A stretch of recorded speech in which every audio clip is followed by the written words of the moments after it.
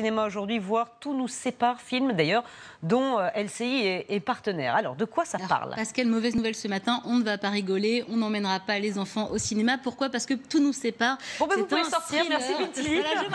Voilà, non, Tout nous sépare, c'est un thriller et le réalisateur Thierry Cliffat est un fan des films noirs nés aux États-Unis dans les années 50. Tout nous sépare, c'est deux mondes qui s'opposent. D'un côté, une mère bourgeoise et sa fille handicapée, et de l'autre, une petite bande de caïds. Au milieu de tout ça, une disparition, un chantage et donc la confrontation de ces deux mondes. Tout ça sous le joli soleil de la ville de Sète. Extrait.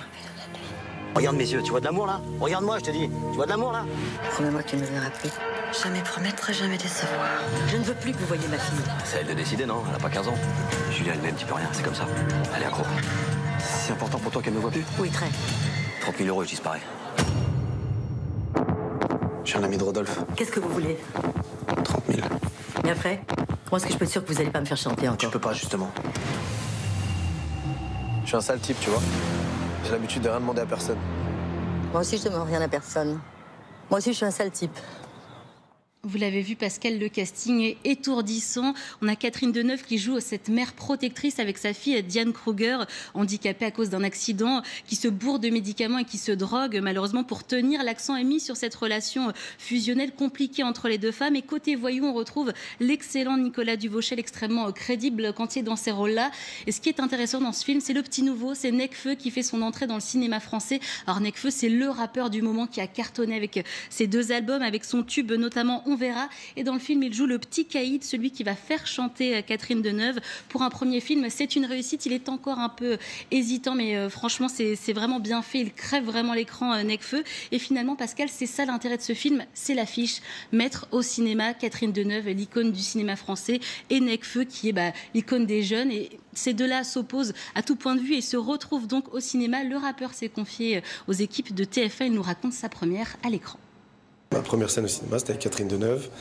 Et j'étais complètement sous pression. Et en plus, c'était une scène où je devais aller la menacer. Donc pour moi, beaucoup de pression. Et j'ai dû émotionnellement me charger et me pincer. Et voilà. C'est quelqu'un de très, très touchant, Catherine Deneuve. Catherine Deneuve est quelqu'un de beaucoup plus punk que ce qu'on pourrait croire. Au-delà de la grande classe et de tout ça, ça n'empêche pas. Il y a la flamme du rap en Catherine Deneuve, je le sens. Alors, grâce à Benjamin, ce matin, j'ai retrouvé les archives. Catherine Deneuve qui a déjà rappé, c'était dans le film Belle Maman. Elle avait repris un titre qui s'appelle Joyeux anniversaire maman, titre écrit par Stomy Bugsy, c'était en 99, donc on a vraiment cherché les archives ce matin.